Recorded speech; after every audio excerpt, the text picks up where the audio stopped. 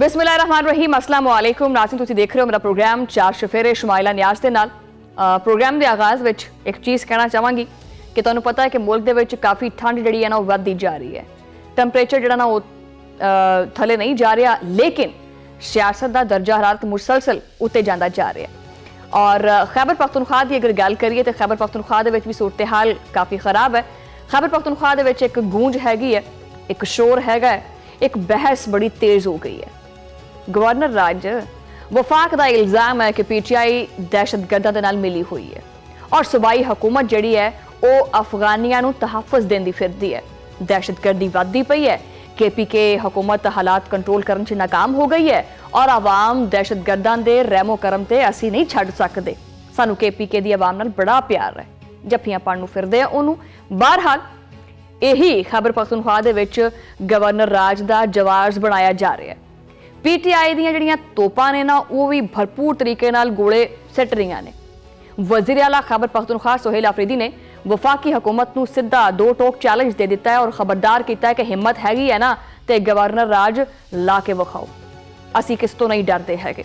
ਸੂਬੇ ਦੇ ਵਿੱਚ ਪਹਿਲੇ ਹੀ ਬਾਨੀ PTI ਦਾ ਰਾਜ ਹੈ ਔਰ ਕੋਈ ਹੋਰ ਰਾਜ ਇੱਥੇ ਨਹੀਂ ਚੱਲਣ ਦੇਵਾਂਗੇ। चेयरमैन PTI बैरिस्टर गौहर ने गवर्नर राज दियां अफवाहां नूं रद्द कर दिता है। वो कहते हैं कि यह सारा कुछ एक ड्रामा है और KP गवर्नर राज बर्दाश्त नहीं कर सकता। साबिक स्पीकर कौमी असैम्बली असद कैसर ने तो सख्त किस्म की वार्निंग भी दी है। उन्होंने आख्या कि जी गलत फहमी च ना रहो, असीं एहतजाज भी करांगे, जदोजहद भी करांगे, फिर हालात तुहाडे कोलों संभाले नहीं जाने ते नचाए जिहड़े ने वो याद रखियो। इस सारी कशीदगी दे विच गवर्नर राज के हवाले नाल कई किस्म के जिहड़े सवाल ने ना वो उठ के छाला मारते फिरदे और सोशल मीडिया के उत्ते एक हंगामा मचिया होया।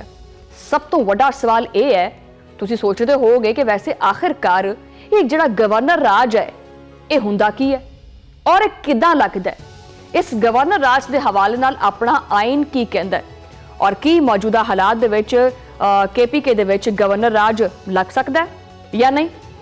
सब तो पहले तो आपां चीज़ देखनी होएगी कि आखिर गवर्नर राज हुंदा की है। पाकिस्तान के हर सूबे दे विच एक वजीर आला हुंदा है और मुंतखब असैम्बली, यानी असल इंतजाम ते फैसले मुंतखब नुमाइंदियां दे हत्थ च हुंदे है। इहदे नालों नाल सूबे दे विच वफाक दा नुमाइंदा गवर्नर भी मौजूद हुंदा है, लेकिन आम हालात दे विच गवर्नर दा किरदार सिर्फ और सिर्फ एक अलामती तौर पर हुंदा है। ताहम जिद्दां ही गवर्नर राज लगदा है सारा कुछ बदल जाता है। वजीर आला ते सूबाई असैम्बली के इख्तियारात खत्म हो जाते हैं और पूरे सूबे का कंट्रोल सीधा ठा करके गवर्नर के हत्थ च हुंदा है एक महदूद मुद्दत वास्ते। हुण सवाल इत्थे यह है कि गवर्नर राज लगदा किदां? इहदा पूरा कानूनी पस मंजर आईने पाकिस्तान के बाब नंबर 10 दे विच भी मौजूद है। इस हवाले नाल दो बड़े अहम आर्टिकल्स ने 232 ते 234 जो कि एमरजेंसी ते गवर्नर राज का रास्ता खोलते हैं। आर्टिकल 232 कहता है कि अगर सदर पाकिस्तान समझे कि मुल्क या कोई सूबा जंग, बैरूनी खतरे या ऐसी कोई अंदरूनी बगावत का शिकार है जिन्हों सूबाई हुकूमत संभाल नहीं सकती पई तो वह फिर एमरजेंसी ला सकते और सूबे के इंतजामी जिहड़े इख्तियारात ने वो अपने हत्थ विच लै सकते हैं। लेकिन अंदरूनी सूरत हाल की बुनियाद के उत्ते लगन वाली एमरजेंसी नूं सूबाई असैम्बली या फिर 10 दिन के अंदर अंदर पार्लीमेंट तो लाजमी तौसीह भी चाहिए होंदी है। अच्छा, एमरजेंसी लगते ही कानून साजी ते पूरे सूबे का कंट्रोल जिहड़ा ना वफाक दे कोले आ जाता है, लेकिन सूबे की हाई कोर्ट के इख्तियारात नहीं ले जा सकते। हुण आने आपां आर्टिकल 234 के उत्ते असल गवर्नर राज। अगर सूबाई गवर्नर सदर नूं यह रिपोर्ट कर दे कि जनाब सूबाई हुकूमत हुण आइन के मुताबिक जिहड़ा ना वो काम नहीं करती पई ते सदर फौरी तौर पर कहता भी लाओ गवर्नर राज, यानी वो इजाजत दे सकता है। इस तरह वज़ीर आला ते असैम्बली गैर मौसर ते इख्तियारात गवर्नर या वफाकी हुकूमत के कोले तुर जाते हैं। हुण आने मुद्दत की गल दे उत्ते। मुद्दत की गल यह है कि गवर्नर राज की मुद्दत कितनी हुंदी है। कानूनी माहिरीन के मुताबिक गवर्नर राज सिर्फ और सिर्फ 2 महीनों तक लग सकता है। ਇਹਦੇ ਵਿੱਚ अगर तौसीह भी करनी होवे यानी इनू वधाना भी होवे तो वह भी 2 महीने तक हो सकती है। यानी टोटल अगर हिसाब किताब लाइए तो यह कोई ज़्यादा तो ज़्यादा 6 महीने। अगर इस दौरान कौमी असैंबली भी तहलील हो जाए तो फिर भी गवर्नर राज 3 महीनों तक बरकरार रह सकता है। हुण आने अगले सवाल वाल। अगला सवाल यह है कि की गवर्नर राज अदालत दे विच भी चैलेंज हो सकता है?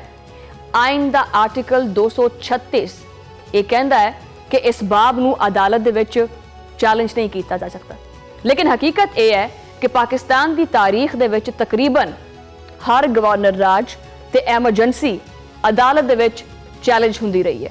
क्यों दसते?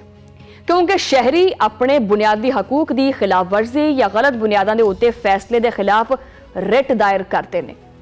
कानूनी माहिरीन भी यह कहते हैं कि सदर नूं हमेशा अदालत विच यह साबित करना पैंदा है कि सूबे की सूरत हाल वक्तन इन्नी खराब सी कि गवर्नर राज दे ना उही नागुज़ीर सी। हुण सवाल इत्थे यह है कि पाकिस्तान विच माजी दे विच जिहड़ा ना ओह किन्ने ते कदों सूबे दे विच गवर्नर राज जिहड़ा ना नाफिज किया गया है। तारीख वाल चलते हैं, पिछां नूं चलते हैं, एक बारी थोड़ा फ्लैशबैक ले लीए ना। ये गवर्नर राज वाला जिहड़ा शोशा है ना, ये कोई नवा नहीं हैगा।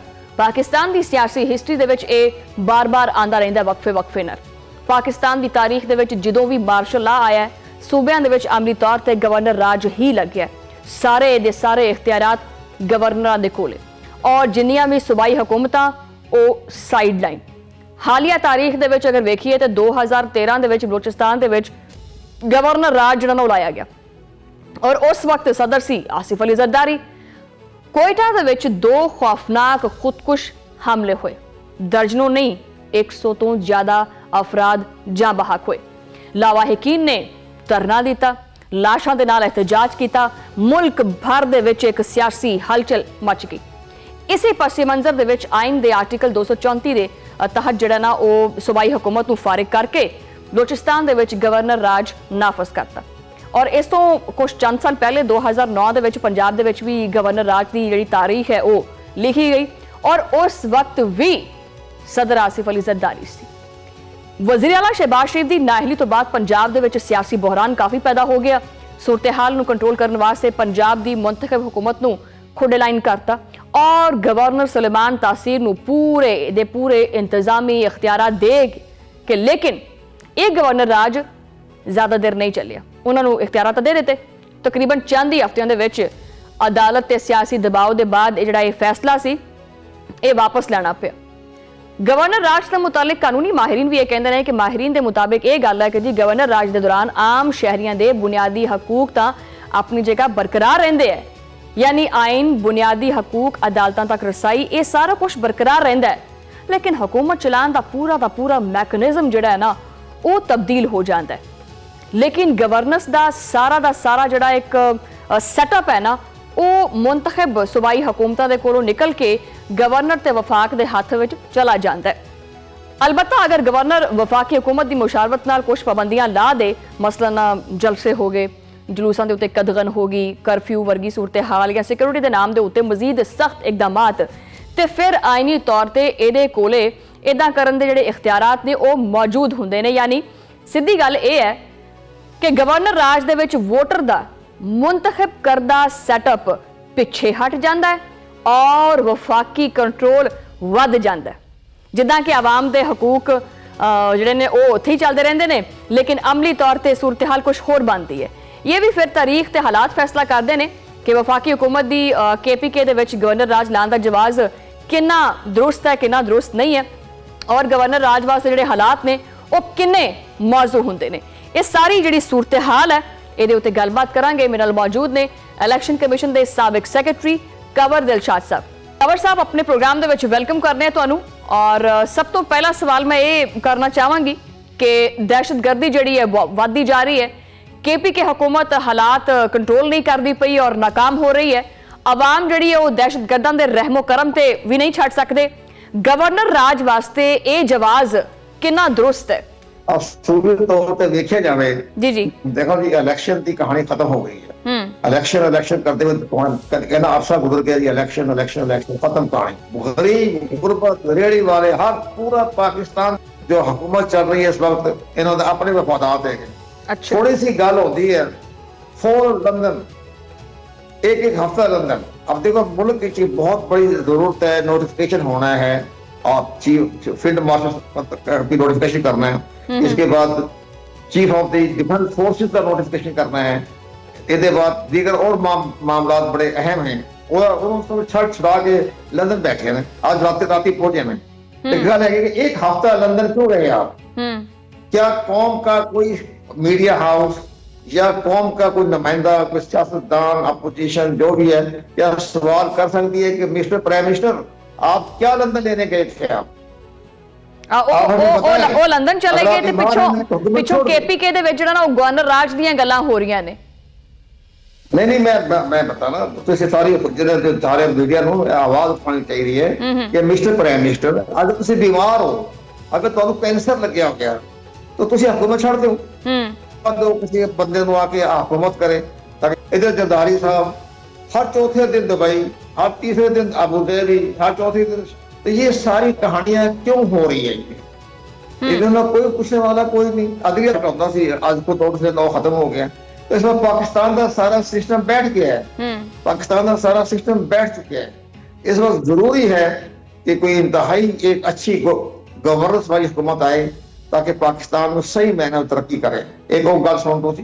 अच्छा, मैं वही चीज कहना चाह रही हां कि मतलब कंवर दिलशाद साहब ਤੁਸੀਂ ਇਹ ਸਮਝਦੇ ਆ ਜਿਹੜੀਆਂ KPK ਦੇ ਵਿੱਚ ਜਿਹੜੀਆਂ ਗੱਲਾਂ ਚੱਲ ਰਹੀਆਂ ਨੇ ਗਵਰਨਰ ਰਾਜ ਦੀਆਂ, ਉਹ ਕੀ दुरुस्त ने? वैसे गवर्नर राज लगना चाहिए ਉੱਥੇ। बात छोड़े आप, गवर्नर राज अगर लगा दिया KPK में तो पूरे पाकिस्तान में गवर्नर राज लग जाएगा।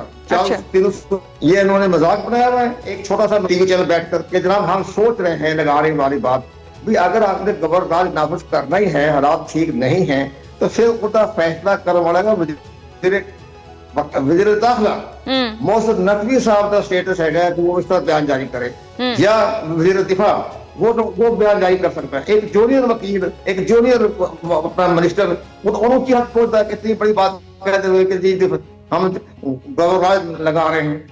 ये सारी कहानी गलत है। गवर्नर राज अगर लग गया तो पूरे तीनों सूबों में लग जाएगा गवर्नर राज। अच्छा, अगर गवर्नर राज KPK ਚ ਲੱਗਦਾ ਹੈ ਤੇ ਪੂਰੇ ਪਾਕਿस्तान ਚ गवर्नर राज ਲੱਗ ਸਕਦਾ ਹੈ ਸਾਰੇ ਸੂਬਿਆਂ ਦੇ ਵਿੱਚ, ਤੁਸੀਂ ਇਹ ਕਹਿ ਰਹੇ ਹੋ? लेकिन बलोचिस्तान और सिंध लग जाएगा। सिंध का बहुत बुरा हाल है, बहुत बुरा हाल है।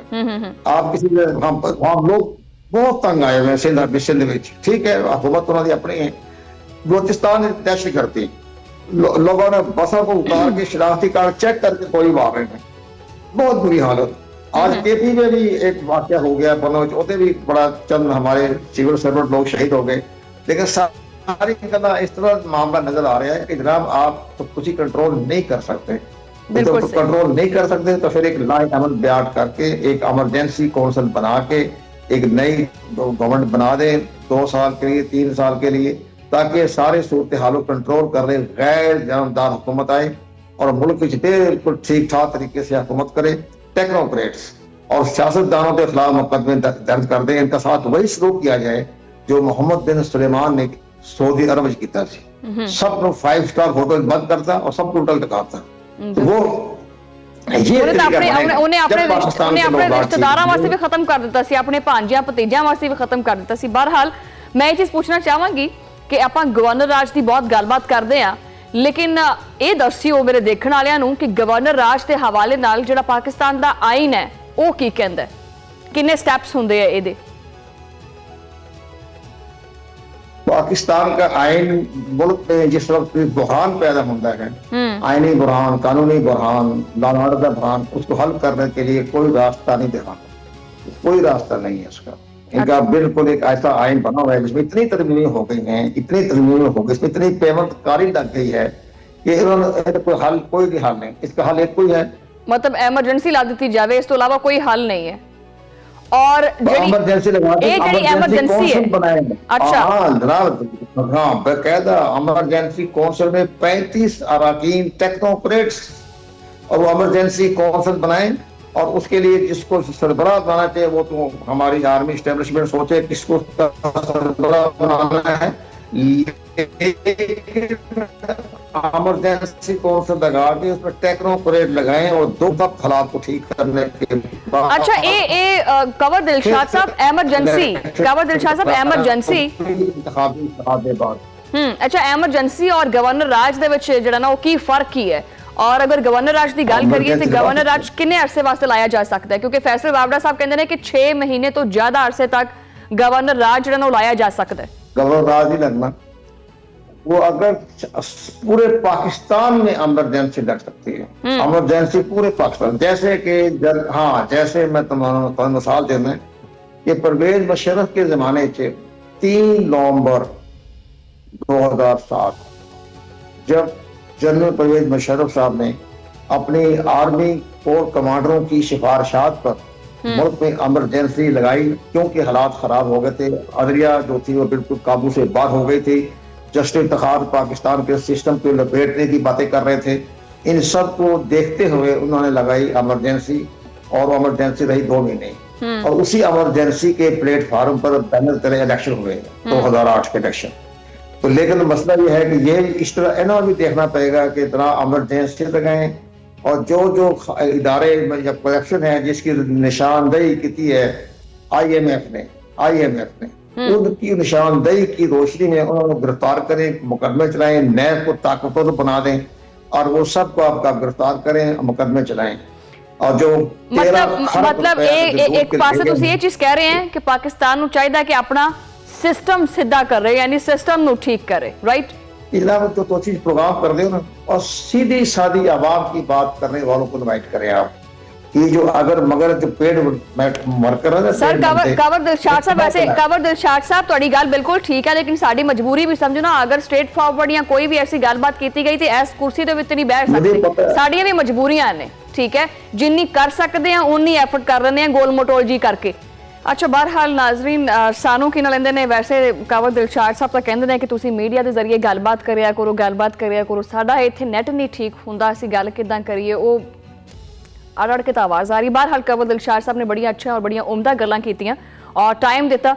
कावर दिलशाद साहब तुहाडा बहुत शुक्रिया। नाजरीन, प्रोग्राम च इस टाइम वक्त हो गया एक ब्रेक का, लेकिन प्रोग्राम च गलबात जारी है। वेलकम बैक नाज़रीन, और प्रोग्राम के इस हिस्से दे विच आपां गल करांगे कराची के बारे च। कराची यानी पाकिस्तान का सब तो वड्डा शहर, रोशनियां का शहर, किताबां च कदी पढ़ते हुंदे सी, भज नस दा, मसरूफियत दा ये शहर, और इन्हीं मसरूफ सड़कों के दरम्यान एक मौजूद हैगा है अंधेरा, एक गफलत जिहड़ी कि बार बार जाना लै जाती है। तुहानूं पता है कि नेपा चुरंगी के उत्ते 3 साला इब्राहिम भी इसी अंधेरी का शिकार बन गया। एक ऐसा अंधेरा जिहड़ा सड़क दे विच अचानक खुलदा है और इंसान नूं निगल जांदा है। किसी दा बेटा, किसी दी बेटी, किसी दा मुस्तकबिल और किसी दी पूरी दुनिया। गुलशन इकबाल जिहड़ा ना उहदे नेपा चुरंगी दे करीब एक 3 साला मासूम बच्चा इब्राहिम, हत्थ दे विच छोटी जी गड्डी ते अखां दे विच दुनिया दी एक मासूम हैरत, जिंदगी दी दौड़, अपनी जिहड़ा ना वो जिंदगी उहदी खैर शुरू ही नहीं हुई सी, ਉਹ ਇੱਕ ਖੁੱਲੇ ਮੇਨ ਹਾਲ ਨੇ ਜਿਹੜਾ ਨਾ ਉਹਦੇ ਕੋਲੋਂ ਖੋਲੇ। ਜਨਾਜ਼ੇ ਦੇ ਵਿੱਚ ਮਾਂ ਦੀਆਂ ਚੀਖਾਂ, ਉਹਦੇ ਦਾਦਾ ਦੀ ਜਿਹੜੀ ਕੰਬਦੀ ਹੋਈ ਆਵਾਜ਼ ਔਰ ਅਹਿਲੇ ਮੁਹੱਲਾ ਦਾ ਗੁੱਸਾ ਵੀ ਮੌਜੂਦ ਸੀ। ਇਹ ਸਾਰਾ ਕੁਝ ਇਸ ਗੱਲ ਦਾ ਸਬੂਤ ਹੈ ਕਿ ਕਰਾਚੀ ਦਾ ਦਿਲ ਇੱਕ ਵਾਰੀ ਫਿਰ ਟੁੱਟਿਆ।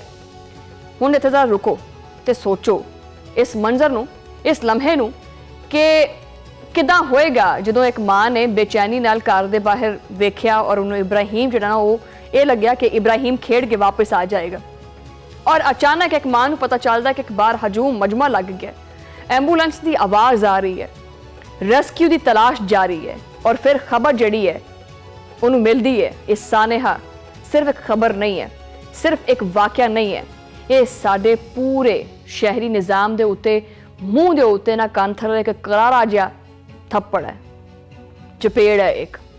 ये पहली बारी नहीं होया, और अफसोस ना गल ये है आखिरी बार भी नहीं हैगा ये, क्योंकि सिस्टम अपना बदलिया ही नहीं, रवैये अपने बदले ही नहीं, जिम्मेदारियां कोई संजीदगी नाल लैण नूं तैयार ही नहीं। शहर दे विच जगह जगह खुले मेन हॉल ने, बारिशां दे विच जिहड़े चुके गए ढक्कन ने, टुटे हुए जिहड़े कवर ने, उही अलमनाक जुमला कि हादसा हो गया। लेकिन ये हादसा नहीं हुंदा, एक कतल हुंदा है।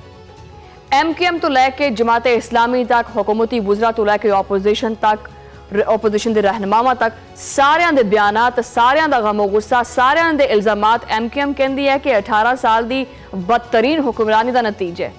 जमात इस्लामी जिम्मेदारियां दे उत्ते मुकदमे का मुतालबा करती है, ਪੀਪਲਸ ਪਾਰਟੀ ਦੇ ਵੁਜ਼ਰਾ 88,000 ਟੱਕਣ ਲਾਉਣ ਦਾ ਦਾਵਾ ਕਰਦੇ ਆ। ਕੋਈ ਕਹਿ ਰਿਹਾ ਕਿ ਜੀ ਲਾਸ਼ਾਂ ਦੇ ਉੱਤੇ ਸਿਆਸਤ ਨਾ ਕਰੋ, ਕੋਈ ਆਪੋਜੀਸ਼ਨ ਦੇ ਉੱਤੇ ਇਲਜ਼ਾਮਾਤ ਜਿਹੜਾ ਨਾ ਉਹ ਲਾਈ ਜਾ ਰਿਹਾ, ਕੋਈ ਹਕੂਮਤ ਨੂੰ।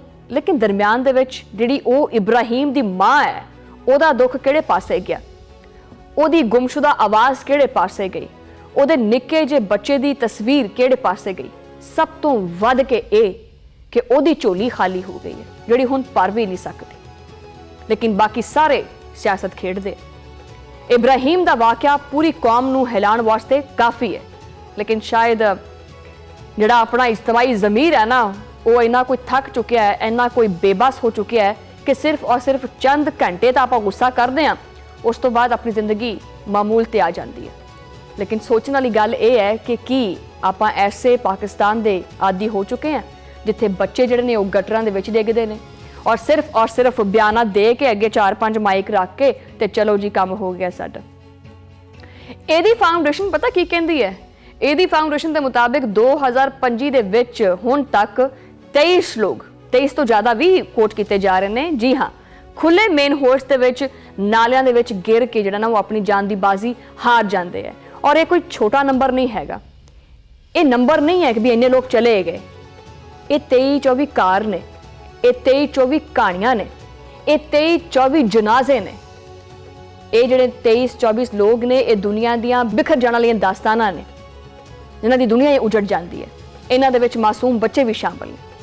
6 ਸਾਲਾ ਆਬਾਦ, 5 ਸਾਲਾ ਤैयब, 3 ਸਾਲਾ असदुल्ला, 3 साला अब्दुलरहमान, 10 साला सवेरा, 7 साला इस्मा, 3 साला आयशा और हुण तक जिहड़ी रिपोर्ट आई है अज दी उहदे विच 3 साला इब्राहिम। इदारे, सियासतदान, हुकूमती तर्जुमान, ओपोजिशन रहनुमा सारे जानते हैं कि कराची दे विच जिहड़ा ना खुले मेन होल्स जिहड़े ने सिर्फ हादसा नहीं हैगा, ये एक सिलसिला है, ये हुण रवायत बन चुकी है। एक ऐसा जख्म है जिहड़ा कदी भरता ही नहीं हैगा, रोज़ कोई ना कोई ताज़ा इस जख्म नूं कर दिंदा है। कराची दा ये दर्द, इस शहर दा ये जख्म हुण महज सोशल मीडिया के उत्ते तनकीद या प्रैस रिलीज़ नाल नहीं भरेगा। ये उदों भरेगा जदों हर गली, हर इलाके दे विच जिम्मेदार मुकामी नुमाइंदा अपनी जिम्मेदारी अदा करे, जदों हर खुला मेन होल बंद होए, जदों हर हादसे तो बाद नहीं, हर हादसे तो पहले कोई ना कोई कदम चुकिया जाए। लेकिन अज भी आपां अखां बंद कीतियां होईयां ते फिर ये शहर कल नूं किसी होर दा बच्चा लै जाएगा, किसी नूं की पता। ये हकीकत जोर जोर नाल चीख नाल कहंदी है कि अगर कराची दे विच मुकामी हुकूमत दा मजबूत निज़ाम मौजूद हुंदा और अगर हर यूरोपी कौंसल दे विच जिहड़ा ना वो जिहड़ी यूनियन कौंसल है उहदे विच हर गली दे विच, हर मुहल्ले दे विच कोई फाल नुमाइंदा बैठा हुंदा, अगर कोई इस सिस्टम की देखभाल करदा तो शायद इब्राहिम अज जिंदा हुंदा। खुले मेन हॉल जिहड़े ने कोई पेचीदा मसला नहीं हैगा, कोई एडा वड्डा मसला नहीं हैगा साडे वास्ते, अरबों रुपए वाले मैगा प्रोजेक्ट्स की गल भी नहीं हैगा। ये सिर्फ और सिर्फ एक ढक्कन लाना है, उस हॉल नूं एक कवर नाल बंद करना है, ये एक हिफाजती कदम है। लेकिन इत्थे ढक्कन लाना भी एक सियासी मसला बनिया पिया। आखिर विच मेरा ये सवाल जरूर है कि की आपां अपने बच्चों नूं एक महफूज शहर भी दे सकते हैं? सवाल यही है, हुकूमत दे कोलों भी ते ओपोजिशन दे कोलों भी ते इदारियां दे कोलों भी आपां हुण सारे जिहड़े देखण वाले ने या जो भी तुसीं सुनदे पे हैं, ये तुहाडे कोलों भी हैगा कि कदों तक आपां इदां ही बच्चों नूं खुले मेन हॉल्स दे हवाले करते रहांगे? कदों तक नाले इंसानां दी जिंदगी लैंदे रहणगे? कदों तक हर वाक़े तो बाद जिम्मेदारां दे खिलाफ कार्रवाई होएगी? ये जुमला पता नहीं, ये बस सुनते ही रहना आपां। कराची एक अजीम शहर है, लेकिन ये जख्म भी अजीम ने। हुण वक्त आ गया इस चीज़ का कि यह शहर अपने जख्मां दा मरहम खुद बने। जिम्मेदारी, मनसूबाबंदी, निगरानी, एहतसाब, ये सारा कुछ हुण सिर्फ फाइलों में नहीं होना चाहिए, ये सारा कुछ हुण हकीकत भी नज़र आना चाहिए। क्योंकि अगर अज इब्राहिम की मौत भी ना सानू ना जगा सकी तो फिर शायद आपां जागना ही नहीं हैगा। ये वाकया जिहड़े ना ये रुकने चाहिए है। इहदा असल जिम्मेदार कौन है, इहदा तयन भी होना चाहिए। गल फिर इत्थे वो आ जाती है कि वैसे तो आप क्लेम करते हैं कि जी बड़ा तरक्की याफ्ता मुल्क है साडा, बेसिक नीड्स जिहड़ियां ना साडे कोल पूरियां नहीं हुंदियां, होर तो होर वो चीज़ छड्डो, आटा चीनी दाल तो छड्डो, मतलब गटर के ढक्कन जिहड़े ने ना ਉਹ ਨਹੀਂ ਸਾਡੇ ਕੋਲੋਂ ਪੂਰੇ ਹੁੰਦੇ। ਵੀ ਇਹਦੇ ਵਿੱਚ ਐਸੀ ਕਿਹੜੀ ਗਿੱਦੜ ਸਿੰਘੀ ਦੀ ਜ਼ਰੂਰਤ ਹੈ, ਇਹਨਾਂ ਲੋਕਾਂ ਨੂੰ, ਇਹਨਾਂ ਸਿਆਸੀ ਜਮਾਤਾਂ ਨੂੰ, ਆਪੋਜੀਸ਼ਨ ਨੂੰ, ਸਾਰਿਆਂ ਨੂੰ ਕੀ ਜ਼ਰੂਰਤ ਹੈ, ਕੀ ਚਾਹੀਦਾ, ਐਸਾ ਕਿਹੜਾ ਫਾਰਮੂਲਾ ਚਾਹੀਦਾ ਇਹਨਾਂ ਨੂੰ। ਇੱਥੇ ਇਹ ਗੱਲ ਵੀ ਦਰੁਸਤ ਹੈ ਕਿ ਹਾਂ ਮੰਨਦੇ ਹਾਂ ਅਸੀਂ ਕਿ ਉਹ ਢੱਕਣ ਲਾਉਂਦੇ ਆ, ਗਟਰ ਬਣਾਉਂਦੇ ਆ, ਲੇਕਿਨ ਢੱਕਣ ਲੈ ਜਾਂਦੇ ਨੇ, ਚਲੋ ਲੈ ਗਏ। ਕਿਸੇ ਦੀ ਜਾਨ ਤੋਂ ਵੱਧ ਕੇ ਤਾਂ ਅਜ਼ੀਜ਼ ਨਹੀਂ ਹੈ। ਇੱਥੇ ਤੁਹਾਨੂੰ ਮਤਲਬ ਕੋਈ ਕੁਛ ਵੀ ਹੋ ਜਾਏ ਤੇ ਫੌਰਨ ਪਤਾ ਚੱਲਦਾ ਹੈ ਕਿ ਜਨਾਬ ਇੱਥੇ ਆ ਖੜਾਕ ਹੋ ਗਿਆ ਹੈ, ਤੇ ਇੱਕ ਜਿਹੜਾ ਢੱਕਣ ਹੈ ਉਹ 6-6 ਮਹੀਨੇ ਤੋਂ ਸਾਲ ਤੋਂ 2-2 ਸਾਲ ਤੋਂ ਨਹੀਂ ਤੁਸੀਂ ਲਾਉਂਦੇ ਹੈਗੇ। ਇਹਦੇ ਵਿੱਚ ਕਿਹੜੀ ਐਸੀ ਚੀਜ਼ ਚਾਹੀਦੀ ਹੈ, ਕਿਹੜਾ ਵੈਸਾ ਬਜਟ ਚਾਹੀਦਾ ਵੈਸੇ। ਦੂਸਰੀ ਗੱਲ ਇਹ ਕਿ ਅਗਰ ਮੈਂ ਇਹ ਆਵਾਮ ਤੋਂ ਅਪੀਲ ਕਰਦੀ ਹਾਂ ਕਿ ਅਗਰ ਤੁਹਾਡੇ ਮੁਹੱਲੇ ਦੇ ਵਿੱਚ, ਤੁਹਾਡੀ ਗਲੀ ਦੇ ਵਿੱਚ ਜਿੱਥੇ ਬੱਚੇ ਖੇਡਦੇ ਨੇ, ਜਿੱਥੇ ਬੱਚੇ ਖੇਡਣ, ਚਲੋ ਗੱਡੀਆਂ ਦਾ ਤਾਂ ਮਸਲਾ ਕੋਈ ਨਹੀਂ, ਇੱਕ ਗਲੀ ਦੇ ਵਿੱਚ ਜਿੱਥੇ ਬੱਚੇ ਖੇਡਦੇ ਨੇ ਨਾ, ਕਮ ਸੇ ਕਮ ਉਹ ਉੱਥੇ ਦੇ ਮੁਹੱਲੇਦਾਰਾਂ ਨੂੰ ਚਾਹੀਦਾ ਹੈ ਕਿ ਆਪਣੀ ਮਦਦ ਆਪ ਦੇ ਤਹਿਤ ਵੀ ਕੁਛ ਕਰ ਲਿਆ ਕਰੋ। ਹਰ ਚੀਜ਼ ਤੁਸੀਂ ਆਵਾਮ ਤੇ ਹੀ ਪਾਣੀ ਹੁੰਦੀ ਹੈ, ਸੌਰੀ ਹਕੂਮਤ ਤੇ ਪਾਣੀ ਹੁੰਦੀ ਹੈ। ਹਰ ਚੀਜ਼ ਦਾ ਜਿਹੜਾ ਰੁਖ ਹੈ ਨਾ ਉਹ ਹਕੂਮਤ ਵੱਲ ਕਰਨਾ ਹੁੰਦਾ ਹੈ, ਕਦੀ ਆਪਣੇ ਆਪ ਵੱਲ ਵੀ ਚੱਕ ਕੇ ਵੇਖਿਆ ਕਰੋ। ਇੱਥੇ ਸਿਰਫ ਔਰ ਸਿਰਫ ਨਿੱਕਾ ਜਿਹਾ ਜਿਹੜਾ ਖੱਡਾ ਹੈ ਨਾ ਉਹਦੇ 'ਚ ਗੱਡੀ ਵੱਜਦੀ ਰਹੂਗੀ, ਉਹ ਨਹੀਂ ਕਿਸੇ ਨੇ ਭਰਨਾ। ਅਗਰ ਸਾਰੇ ਆਪਣੀ ਮਦਦ ਆਪ ਦੇ ਤਹਿਤ ਕੁਝ ਪੈਸੇ ਇਕੱਠੇ ਕਰਕੇ ਉਸ ਢੱਕਣ ਨੂੰ ਬੰਦ ਕਰ ਦੇਣ ਤਾਂ ਇਬਰਾਹੀਮ ਵਰਗੇ ਬੱਚੇ ਬਹੁਤ ਸਾਰੇ ਬਚ ਵੀ ਸਕਦੇ ਕਿ ਜਿੱਦਾਂ ਅੱਜ ਕੱਲ੍ਹ ਵੈਸੇ ਠੰਡ ਵੀ ਚੱਲਦੀ ਪਈ ਹੈ, ਇਹ ਮਿਸਾਲ ਜ਼ਿਆਦਾ ਫਿੱਟ ਹੁੰਦੀ ਹੈ ਆਪਣੇ ਘਰਾਂ ਦੇ ਵਿੱਚ ਵੀ ਕਿ ਉਹ ਕਹਿੰਦੇ ਨੇ ਕਿ ਜਿਹੜਾ ਬੋਲੇ ਉਹੀ ਕੁੰਡਾ ਖੋਲੇ। ਇੱਥੇ ਕੋਈ ਵੀ ਇਨਸਾਨ ਆਪਣੀ ਜ਼ਿੰਮੇਵਾਰੀ ਜਿਹੜੀ ਹੈ ਨਾ ਉਹ ਲੈਣਾ ਨਹੀਂ ਚਾਹ ਰਿਹਾ। ਇਹ ਸਾਰੀ ਸੂਰਤ-ਏ-ਹਾਲ ਤੇ ਗੱਲਬਾਤ ਕਰਾਂਗੇ। ਮੇਰੇ ਨਾਲ ਮੌਜੂਦ ਨੇ ਚੌਪਾਲ ਨਿਊਜ਼ ਦੇ ਨੁਮਾਇੰਦੇ ਸਾਜਿਦ ਰਊਫ ਸਾਹਿਬ। ਸਾਜਿਦ ਸਾਹਿਬ, ਜਿਹੜੀ ਸਾਰੀ ਗੱਲਬਾਤ ਤੁਸੀਂ ਵੀ ਸੁਣੀ ਹੈ ਕਿ ਇਸ ਸਾਲ ਜਿਹੜੇ ਨੇ ਨਾ ਉਹ ਕਮ ਸੇ ਕਮ 23 ਅਫਰਾਦ ਜਿਹੜੇ ਨੇ ਬੱਚਿਆਂ ਸਮੇਤ ਨਾਲਿਆਂ ਵਿੱਚ, ਖੁੱਲੇ ਹਾਲਸ ਦੇ ਵਿੱਚ ਜਿਹੜੇ ਨਾ ਉਹ ਡਿੱਗੇ ਨੇ। ਹਲਾਕਤਾਂ ਦਾ ਜਿਹੜਾ ਇਹ ਸਿਲਸਿਲਾ ਹੈ ਇਹ रुकदा क्यों नहीं पिया, ਇਹਦੀ वजह की है? देखिए, बिल्कुल कराची की अगर हम आबादी की बात करें तो लगभग 4 करोड़ के करीब कराची की आबादी है और मुख्तलिफ एजेंसीज, मुख्तलिफ इदारे यहाँ पर जो है वो जो काम करते हैं। अगर तमाम इदारे अपने मुकम्मल तौर पर ऑन करें अपने आप को, अपने इदारों को शहरियों के साथ ऑन करें तो कोई वजह नहीं है कि इस तरह के जो वाकयात हैं वो रुक ना सके। लेकिन बदकिस्मती इस शहर की कि कोई भी महकमा हो, कोई भी इदारा हो, वो इस शहर को ऑन नहीं करता। यही वजह है कि हर चंद रोज के बाद इस तरह के वाकयात पेश आते हैं कि कोई कमसिन बच्चा गटर में गिरकर लापता हो गया, कोई कमसिन बच्चा जो है वो खुले मेन होल में गिरकर लापता हो गया, तो कोई बच्चा जो है वो सेवरेज नाले में गिरकर लापता हो जाता है। फिर उसके कई घंटों के बाद उसका रेस्क्यू ऑपरेशन चलता है और फिर उसकी जो है वो लाश, हम उसकी लाश निकलते हुए के मनाजिर जो है वो देखते हैं। अगर इदारे अपना काम करें और सही तरीके से काम करें और लोगों के साथ मिले, उनकी मुश्किलात दूर करें तो कोई शक नहीं है कि इस तरह के वाकयात जो है उन पर काबू पाया जा सकता है। लेकिन हमने ये देखा है कि जो शहर के इदारे हैं, जो बल्दियात के इदारे हैं, जो लोग हैं वो एक दूसरे से, बल्कि एक दूसरे से सबक ले जाने की कोशिश करते हैं और एक दूसरे के ऊपर सियासत करते हैं, एक दूसरे के ऊपर जिम्मेदारी डालने की कोशिश करते हैं। यही वजह है कि इन तमाम वाकयातों का जो खमियाजा है वो कराची के शहरियों को उठाना पड़ता है। जी, कराची के शहरियों मतलब ये चीज़ का खमियाजा भुगतना पैंदा है, लेकिन साजिद हर इंसान अपना हक जो ना वो दायर कर दिंदा है कराची दे उत्ते, लेकिन ਉਹਦੇ ਬਾਰੇ ਚ सोचदा नहीं है। ਜਦੋਂ हक की गल आती है तो कहते कि जी कराची मेरा है, कराची साडा है, कराची साडा, लेकिन कराची ਨੂੰ ਜਦੋਂ दुरुस्त करने की गलबात आती है उदों ਇਹਦੇ ਬਾਰੇ ਚ कोई गल नहीं करता। ਤੁਹਾਨੂੰ याद होएगा कि ਜਦੋਂ ਇਹ 5वें-6वें महीना ਜਿਹੜਾ ਬਾਰਿਸ਼ਾਂ ਦਾ सिलसिला शुरू होया सी उदों भी कराची की बड़ी बुरी सूरत हाल सी। पानी जिहड़ा ना ओदी निकासी है आप दा सिलसिला कोई नहीं बन सकिया। मतलब कितना मुश्किल है कराची नू अंडर कंट्रोल लेके आना। देखिए, पहले तो आपको मैं सबसे पहले एक चीज बताऊं कि जब भी शहर के अंदर कोई बदकिस्मती कहे इस शहर की या इस शहर के रहने वालों की बदकिस्मती कहे, शहर में कोई भी एक ऐसा इदारा मौजूद नहीं है जो रेस्क्यू ऑपरेशन कर सके, जो रेस्क्यू के दौरान सर्च ऑपरेशन मुकम्मल कर सके।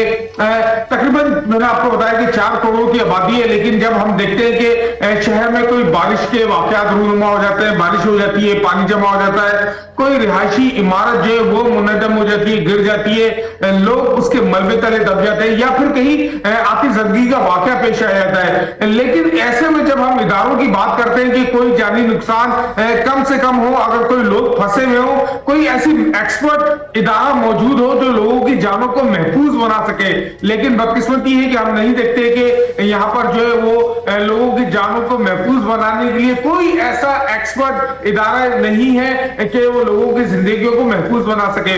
सियासत की बात तो सभी करते हैं, अपना हक सभी जताते हैं कि इस शहर पर हमारा हक है और ये है, लेकिन जहां पर काम करने की जरूरत है, इस शहर को ठीक करने की जरूरत है, यहाँ की लाइनों को ठीक करने की जरूरत है, पानी के जो गंदे गटर है उस पर ढकना लगाने की बात है तो वो ठीक करने की जरूरत है, उस पर कोई नहीं आता। लेकिन सियासत लोग सभी करते हैं, सब इस शहर को अपना मानते जरूर है, लेकिन इस शहर के लिए कोई काम करने के लिए तैयार नहीं है। यही वजह है कि यहाँ पर हर जब भी कोई बड़ा हादसा रूनुमा होता है तो उसके बाद मीडिया की खबरों की जीनत बनता है वो वाकया, लेकिन फिर हम नए वाकये का इंतजार करना शुरू कर देते हैं। जब कोई एक वाकया होता है उसकी इंक्वायरी होती है, कंडक्ट होती है, उसकी जो जिम्मेदारों का तयन करने की बात होती है, यहाँ तक तो बात ठीक है, लेकिन उसके बाद फिर तमाम मामला जो है वो पीछे चले जाते हैं और फिर हम नए एक वाकये का जो है वो इंतजार करते हैं। जी, नवे वाकये का इंतजार करते हैं, ठीक है। एक नवा वाकया जिहड़ा है हो गया, वैसे 3 साला इब्राहिम ਦਾ ਜਿਹੜਾ ਵਾਕਿਆ ਹੈ, ਤੁਸੀਂ ਮੈਨੂੰ ਇਹ ਦੱਸੋ ਕਿ ਇਹ 3 ਸਾਲਾ ਇਬਰਾਹੀਮ ਦਾ ਜਿਹੜਾ ਮੁਕੱਦਮਾ ਹੈ ਇਹ ਕੀ ਦਰਜ ਹੋ ਚੁੱਕਿਆ है? अगर ये मुकदमा दर्ज होया है तो ये किदे खिलाफ होया है? देखिए, सबसे पहले तो ये मुकदमा अभी तक दर्ज नहीं हुआ है। अगर हम मुझसे मेरी राय मालूम करने की कोशिश करेंगे तो ये मुकदमा एक तो महकमों की गफलत है, मुजरिमाना गफलत, इसको सिर्फ गफलत नहीं कहेंगे, ये सिर्फ एक मुजरिमाना गफलत है, क्योंकि ये डिपार्टमेंटल स्टोर बिल्कुल जो शहर की मसरूफ तरीन और जो सड़क है उसके साथ ये बिल्कुल वाक़ है। यहाँ पर अगर गटर का ढक्कन मौजूद नहीं था, खुले मेन होल का ढक्कन मौजूद नहीं था, इसका कसूरवार जो कराची की बल्दी है उसमें कराची है, केएमसी है और टाउन म्युनिसिपल कॉर्पोरेशन है, ये वो इदारे हैं जिनकी ये जिम्मेदारी बनती है। अगर कोई जिम्मेदार इसका बनता है तो वो डिपार्टमेंटल स्टोर है जो यहाँ पर रोजाना की बुनियाद पर लाखों रुपए कमा तो रहा है, लेकिन चंद 100 रुपए का जो गटर का ढक्कन है वो नहीं लगा रहा। मैं आपको यहाँ पे बताता चलूं कि ये जो गटर का ढक्कन था ये डिपार्टमेंटल स्टोर से बहुत ज्यादा नहीं था, बल्कि जो उसकी सीढ़ियां थी, अगर हम डिपार्टमेंटल स्टोर के अंदर दाखिल होंगे तो बिल्कुल उसके साथ ये गटर का ढक्कन बना हुआ था। लोगों से हमारी जब बातचीत हुई तो उन्होंने ये बताया कि ये ढक्कन सिर्फ आज गायब नहीं था, ये कमो बेश 1 महीने से यही सूरत हाल थी, ढक्कन मौजूद नहीं था। जो लोग वहां से गुजरते थे वो कई मरतबा जो है उन्होंने डिपार्टमेंटल स्टोर की इंतजामिया को ये बात कही कि कम से कम इसके ऊपर कोई ऐसी मजबूत चीज रख दी जाए ताकि जिसके जो हिफाजत हो सके, लेकिन डिपार्टमेंटल स्टोर ने क्या अपना काम किया, सिर्फ एक गट्टा रख दिया उसके ऊपर। यही वजह बनी जब बच्चा अपने माँ बाप का हाथ छुड़ाकर भागा तो वो गटर के ढक्कन ना होने की बाइस वो खुले मेन हॉल में गिर गया और फिर ये अफसोसनाक वाकया पेश आया। अगर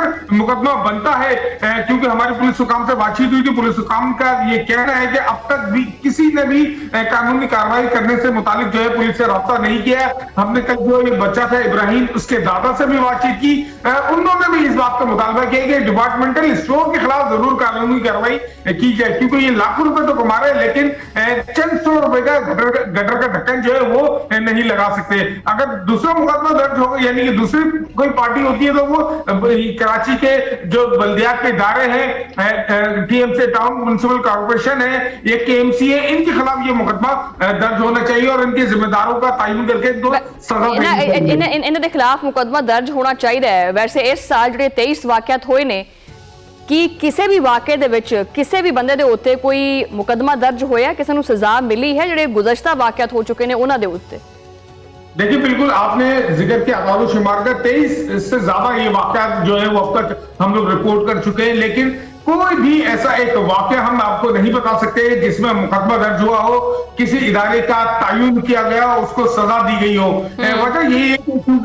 वजह यही है कि यहाँ पर क्योंकि जो सूबाई हुकूमत है या फिर जो मेयर कराची है या उनकी टीम है या टाउन लोग हैं, ये तमाम के तमाम लोग सियासी हैं और यही वजह है कि उनके खिलाफ किसी किस्म का कोई कानूनी कार्रवाई के लिए कोई सामने आता नहीं है। जी अच्छा, कोई आंदा नहीं हैगा। वैसे मैं आखिरी सवाल पूछांगी वैसे कि साजिद, ਜਦੋਂ एक गटर लाइन पाई जाती है, ਜਦੋਂ एक गटर बनाया जाता है तो हुकूमत ਜਦੋਂ एक गटर बनाती है तो उनके उत्ते ढक्कन रखती नहीं हैगी? नहीं, देखिए ढक्कन रखे जाते हैं, ऐसी बात नहीं है, ढक्कन रखे जाते हैं, लेकिन कराची के अंदर एक बुनियादी मसला जो नशे के आदी अफराद हैं, हमने ये देखा है कि बहुत सारे नशे के आदी अफराद ये गटर के ढक्कन चोरी करके फरार हो जाते हैं। उन नशे के आदी अफराद को पकड़ना किसका काम है? पुलिस का काम है या तो बल्दियाती इदारों का काम है। नंबर 2, हमने ये भी देखा कि शहर के जितने भी बड़े ब्रिजेस हैं, हमने वहां पे उन नशे के आदी अफराद को जो है वो उस जो सीमेंट के अंदर जो सरिया मौजूद होता है उसको चोरी करते हुए भी देखा है। कई जगह हमने रिपोर्ट भी किया, लेकिन उनके खिलाफ कोई कानूनी कार्रवाई नहीं होती। अगर कानूनी कार्रवाई नहीं हो रही थी, इसका मतलब ये नहीं कि सब बरी जुम्मा है। उनके खिलाफ कानूनी कार्रवाई की जानी चाहिए और उनको सजा देनी चाहिए ताकि इस तरह के वाकयात ना रिपोर्ट हो। अगर कोई चुरा कर भी ले जाता है, अगर कोई नशे का आदि कोई गटर का ढक्कन चुरा कर भी ले जाता है, तो इसकी मालियत जो है वो चंद सौ रुपए है। बल्दियात का इतना बजट होता जरूर है, इदारों का महकमों का बजट इतना जरूर होता है कि अगर एक ढक्कन चोरी हो गया या 10 ढक्कन चोरी हो गए तो वो दोबारा ढक्कन खरीद के बनाकर लगा सकते हैं। बिल्कुल बिल्कुल ला सकते हैं। बहुत शुक्रिया साजिद, ਤੁਸੀਂ ਤਫਸੀਲੀ ਤੌਰ ਤੇ ਆਗਾਹ ਕੀਤਾ। ਵੈਸੇ ਦੇਖੋ ਨਾਜ਼ਰੀਨ, ਮੈਂ ਜਿਹੜਾ ਇਹ ਆਖਰੀ ਸਵਾਲ ਕੀਤਾ ਸੀ ਉਹ ਇਸੇ ਵਾਸਤੇ ਕੀਤਾ ਸੀ ਕਿ ਠੀਕ ਹੈ ਹਕੂਮਤ ਉੱਤੇ ਵੀ ਤਨਕੀਦ ਕਰਦੇ ਆ ਆਪਾਂ ਔਰ ਕਰਨੀ ਵੀ ਚਾਹੀਦੀ ਹੈ, ਲੇਕਿਨ ਕਿਤੇ ਨਾ ਕਿਤੇ ਆਪਣੀ ਆਵਾਮ ਦੇ ਵਿੱਚ ਵੀ ਬਹੁਤ ਸਾਰੇ ਮਸਲੇ ਮਸਾਇਲ ਨੇ। ਇੱਕ ਚੀਜ਼ ਯਾਦ ਰੱਖਣਾ, ਆਪ ਤੁਸੀਂ ਦੇਖਿਆ ਹੋਏਗਾ ਕਿ ਜਦੋਂ ਇੱਕ ਗਲੀ ਦੇ ਵਿੱਚ ਅਗਰ ਮਾੜਾ ਜਿਹਾ ਕੋਈ ਖੱਡਾ ਹੋਵੇ ਨਾ ਜਾਂ ਕੋਈ ਢੱਕਣ ਹੋਵੇ, ਸਿਰਫ ਇੱਕ ਢੱਕਣ ਹੁੰਦਾ ਹੈ, ਪੂਰੀ ਸੁਸਾਇਟੀ ਵੇਟ ਕਰਦੀ ਹੈ ਵੀ ਇਹਦਾ ਕੋਈ ਬੰਦਾ ਹੀ ਜ਼ਿੰਮੇਵਾਰੀ ਲੈ ਕੇ ਤੇ ਇਹ ਗਟਰ ਪਾਵੇ। ਆਪਣੀ ਮਦਦ ਆਪ ਦੇ ਤਹਿਤ ਵੀ ਉਹਨਾਂ ਨੇ ਉਹ ਕੰਮ ਨਹੀਂ ਕਰਨਾ। ਇੱਥੇ ਜਿਹੜਾ ਨਾ ਉਹ ਇੱਕ ਪਾਸਾ ਨਹੀਂ ਖਰਾਬ, ਇੱਥੇ ਆਵੇ ਦਾ ਤਾਵਾ ਜਿਹੜਾ ਨਾ ਉਹ ਵਿਗੜਿਆ ਹੋਇਆ। ਠੀਕ ਹੈ, ਕਿਹਨੂੰ ਸਵਾਲ ਕਰੀਏ ਬੰਦਾ ਇੱਥੇ। ਬਹਰਹਾਲ ਪ੍ਰੋਗਰਾਮ ਦੇ ਵਿੱਚ ਗੱਲਬਾਤ ਜਾਰੀ ਹੈ, ਇੱਥੇ ਲੈਣਾ ਇੱਕ ਛੋਟੀ ਜਿਹੀ ਬ੍ਰੇਕ। ਵੈਲਕਮ ਬੈਕ ਨਾਜ਼ਰੀਨ, ਔਰ ਪ੍ਰੋਗਰਾਮ ਦੇ ਇਸ ਹਿੱਸੇ ਦੇ ਵਿੱਚ ਇੱਕ ਲਾਈਟਰ ਨੋਟ ਤੇ ਖਬਰ ਤੁਹਾਨੂੰ ਦਈਏ ਕਿ ਕੁਝ ਅੱਛਾ ਵੀ ਹੋ ਰਿਹਾ ਵੈਸੇ ਪਾਕਿਸਤਾਨ ਦੇ ਵਿੱਚ। ਔਰ 9 ਨਵੰਬਰ ਹੈ, ਇਹ ਮਹੀਨਾ ਪਾਕਿਸਤਾਨ ਦੀ ਕ੍ਰਿਕਟ ਵਾਸਤੇ ਸਿਰਫ ਇੱਕ ਮਹੀਨਾ ਨਹੀਂ ਹੈਗਾ, ਬਲਕਿ ਇੱਕ ਪੂਰੀ ਸ਼ਾਨ, ਇੱਕ ਪੂਰੀ ਜਿੱਤ ਦੀ ਕਹਾਣੀ ਸਾਬਿਤ ਹੋਇਆ। ਔਰ ਕੌਮੀ ਟੀਮਾਂ ਨੇ ਐਸਾ ਕੋਈ ਗਲਬਾ ਦਿਖਾਇਆ ਨਾ ਕਿ ਗਰਾਊਂਡ ਦੇ ਵਿੱਚ ਦੁਬਈ ਤੋਂ ਲੈ ਕੇ ਔਰ ਦੋਹਾ ਤੋਂ ਲੈ ਕੇ ਫੈਸਲਾਬਾਦ ਤੱਕ ਹਰ ਜਗ੍ਹਾ ਪਾਕਿਸਤਾਨ ਦਾ ਜਿਹੜਾ ਝੰਡਾ ਹੈ ਨਾ ਉਹ ਲਹਿਰਾਇਆ ਗਿਆ। ਸਭ ਤੋਂ ਪਹਿਲੇ T20 ਸੀਰੀਜ਼ ਯਾਨੀ ਜਨੂਬੀ ਅਫਰੀਕਾ ਨੂੰ ਕਲੀਨ ਔਰ ਸ਼ਾਨਦਾਰ ਅੰਦਾਜ਼ ਦੇ ਵਿੱਚ ਚੰਗਾ ਪਛਾੜਿਆ। ਫਿਰ ਗੱਲ ਆਈ ਵਨਡੇ ਸੀਰੀਜ਼ ਦੀ। ਫੈਸਲਾਬਾਦ ਦੀ ਪਿਚ ਜਿਹੜੀ ਹੈ ਨਾ ਉਹ ਬੋਲ ਉੱਠੀ ਕਿ ਇਹ ਪਾਕਿਸਤਾਨ ਦਾ ਘਰ ਹੈ। ਪ੍ਰੋਟੀਜ਼ ਫਿਰ ਤੋਂ ਸ਼ਿਕਸਤ ਖਾ ਗਏ ਔਰ 9 ਨਵੰਬਰ ਹਾਂਗਕਾਂਗ ਸਿਕਸਰਸ ਦੇ ਵਿੱਚ ਪਾਕਿਸਤਾਨ ਨੇ ਨਾ ਸਿਰਫ ਸ਼ਿਰਕਤ ਕੀਤੀ ਬਲਕਿ ਪੂਰਾ ਟਾਈਟਲ ਚੁੱਕ ਕੇ ਦੁਨੀਆ ਨੂੰ ਇਹ ਦੱਸਿਆ ਕਿ ਸ਼ਾਰਟ ਫਾਰਮੈਟ ਦਾ ਬਾਦਸ਼ਾਹ ਕੌਣ ਹੈ। ਰਾਵਲਪਿੰਡੀ ਦੇ ਵਿੱਚ ਸ਼੍ਰੀਲੰਕਾ ਨੂੰ ਵਨਡੇ ਸੀਰੀਜ਼ ਦੇ ਵਿੱਚ ਸ਼ਿਕਸਤ ਦਿੱਤੀ। ਦੋਹਾ ਦੇ ਵਿੱਚ ਪਾਕਿਸਤਾਨ ਸ਼ਾਹੀਨਜ਼ ਦਾ Asia cup rising stars title ਔਰ ਆਖਿਰ ਵਿੱਚ T20 ਟਰਾਈ ਸੀਰੀਜ਼ ਦੇ ਵਿੱਚ ਪਾਕਿਸਤਾਨ ਚੈਂਪੀਅਨ। ਇਹ ਸਾਰਾ ਕੁਝ ਮਿਲਾ ਕੇ ਨਵੰਬਰ ਜਿਹੜਾ ਨਾ ਉਹ ਇਦਾਂ ਦਾ ਗੁਜ਼ਰਿਆ ਕਿ ਜਿਵੇਂ ਪਾਕਿਸਤਾਨ ਕ੍ਰਿਕਟ ਦੀ ਜਿੱਤ ਦਾ ਮੇਲਾ ਸਾਬਤ ਹੋਇਆ। PCB ਵੀ ਖੁਸ਼ ਹੈ ਔਰ ਕੌਮ ਵੀ ਮੁਤਮਿਨ ਹੈ। ਅਸੀਂ ਜਿਹੜਾ ਨਾ ਉਹ ਸਾਰੇ ਹੀ ਦੁਆ ਕਰਦੇ ਹਾਂ ਕਿ ਇਹ ਜਿਹੜਾ ਝੰਡਾ ਹੈ ਨਾ ਇਹ ਹਮੇਸ਼ਾ ਉੱਚਾ ਹੀ ਰਵੇ ਔਰ ਇਸ ਤਰ੍ਹਾਂ ਲਹਿਰਾਂਦਾ ਵੀ ਰਵੇ। ਇਹ ਸ਼ਾਮਿਲ ਕਰਨ ਦਾ ਖਬਰ ਮੇਰਾ ਮਕਸਦ ਇਹ ਸੀ ਕਿ ਆਪਾਂ ਹਮੇਸ਼ਾ ਆਪਣੀ ਕ੍ਰਿਕਟ ਟੀਮ ਨੂੰ ਬੜਾ ਬੁਰਾ ਭਲਾ ਕਹਿੰਦੇ ਆ, ਹਮੇਸ਼ਾ ਬਹੁਤ ਟਾਰਗੇਟ ਕਰਦੇ ਆ ਉਹਨਾਂ ਨੂੰ। ਔਰ ਜਦੋਂ ਉਹ ਸਾਰਾ ਕੁਝ ਅੱਛਾ ਕਰਦੇ ਆ ਤੇ ਫਿਰ ਆਪਾਂ ਓਕੇ ਦੀ ਰਿਪੋਰਟ ਤਾਂ ਦਿੰਦੇ ਹੀ ਆ, ਲੇਕਿਨ ਜਦੋਂ ਉਹ ਵਿਚਾਰੇ ਹਾਰ ਜਾਂਦੇ ਆ ਤੇ ਪੂਰੀ ਆਵਾਮ ਜਿਹੜੀ ਹੈ ਨਾ ਉਸ ਕ੍ਰਿਕਟ ਟੀਮ ਦੇ ਮਗਰ ਲੱਗ ਜਾਂਦੀ ਹੈ। ਲੇਕਿਨ ਹਾਰ ਜਿੱਤ ਕ੍ਰਿਕਟ ਦੇ ਮੈਦਾਨ 'ਚ ਹੁੰਦੀ ਰਹਿੰਦੀ ਹੈ। ਪਾਕਿਸਤਾਨ ਦੀ ਕ੍ਰਿਕਟ ਟੀਮ ਨੇ ਸਾਬਿਤ ਕੀਤਾ ਹੈ ਕਿ ਉਹ ਮੈਦਾਨ ਦੇ ਵਿੱਚ ਜਿਹੜਾ ਨਾ ਉਹ ਪਾਕਿਸਤਾਨ ਦਾ ਜਿਹੜਾ ਝੰਡਾ ਹੈ ਉਹਨੂੰ ਹਮੇਸ਼ਾ ਉੱਚਾ ਰੱਖ ਸਕਦੇ ਆ। ਅਸੀਂ ਤਵੱਕੋ ਇਹੀ ਕਰਦੇ ਹਾਂ ਕਿ ਜਿੱਦਾਂ ਇਹ ਜਿਸ ਫਾਰਮੈਟ ਨਾਲ ਖੇਡਦੇ ਪਏ ਨੇ ਨਾ ਇਦਾਂ ਹੀ ਖੇਡਦੇ ਰਹਿਣ ਔਰ ਕੌਮ ਦੀਆਂ ਦੁਆਵਾਂ ਇਹਨਾਂ ਦੇ ਨਾਲ ਨੇ। ਬਹਰਹਾਲ ਇਹਦੇ ਨਾਲ ਹੀ ਜਿਹੜਾ ਪ੍ਰੋਗਰਾਮ ਦਾ ਵਕਤ ਹੈ ਉਹ ਖਤਮ ਹੁੰਦਾ ਹੈ ਔਰ ਤੁਹਾਡਾ ਮੁਲਾਕਾਤ ਹੋਏਗੀ ਹੁਣ ਅਗਲੇ ਪ੍ਰੋਗਰਾਮ ਦੇ ਵਿੱਚ। ਉਦੋਂ ਲਈ ਅੱਲਾ ਨੇ ਕੇ ਪਾਨ।